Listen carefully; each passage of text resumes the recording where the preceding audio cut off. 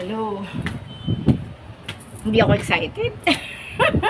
Pero hindi po talaga ako excited. Natutuwa lang po talaga ako. Natutuwa lang ako. Kasi kumakain sila, nag-ano ko, naglilinis ako ng bahay. So, ganun.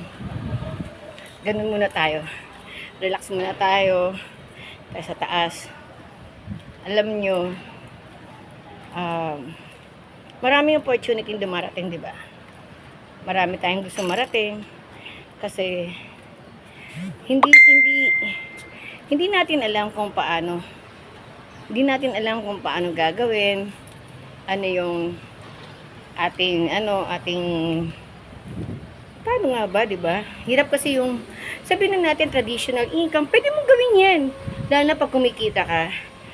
Ang tandaan mo, 'di ba? Nagbabayad ka ng ayoko na magbanggit ng mga pension o whatever, di ba? Nagbabayad ka din. So, dito, para ka din gumagawa ng retirement fee mo. Di ba? Maliit lang, sa halagang 570. Problema ba yon? Hindi. Di ba? So, ngayon, kapag ikaw ay nagsusupplement, kasi iba ang supplement, herbal yan eh. Natural, fruits, vegetable, alam nyo, yun yung nagbibigay ng life sa atin, di ba? Life is gulay, gulay is life, di ba? So, yung prutas, nagpapaganda yan, di ba? Talaga, totoo yan. So, why tayo magkakaroon ng mga, alam niyo yung mga supplement na pinapowderize na mga gulay, it's okay. Basta dumaan lang siya sa mabuting at masusing pamamaraan. No? So, nandito ako ngayon, guys, sa rooftop, joke lang. Nasa 4th floor ako.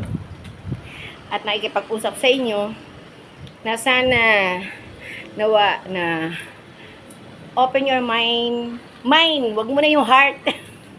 Kasi mind muna tayo, no? Kasi pag to naintindihan nyo, saka lang bubuksan ng puso nyo, no? So yun, napakaganda ng product na yun, napakaganda ng company na yun. So talagang good talaga, pangalan pa lang good na yun, no? So, alam ko marami nagne-negative. Kaya nga tayo punong-puno ng mga pagpapaalala, pag-convince, ibalik natin ulit. Pero ang maganda, timing tayo guys, timing. So, ito na yon, talagang binigay na ni Lord ang ating para sa ikabubuti ng ating katawan, ikabubuti ng ating mentalidad, at ikabubuti ng ating financial. Right? Financial, di ba? So, yun. Sige guys, balik ako.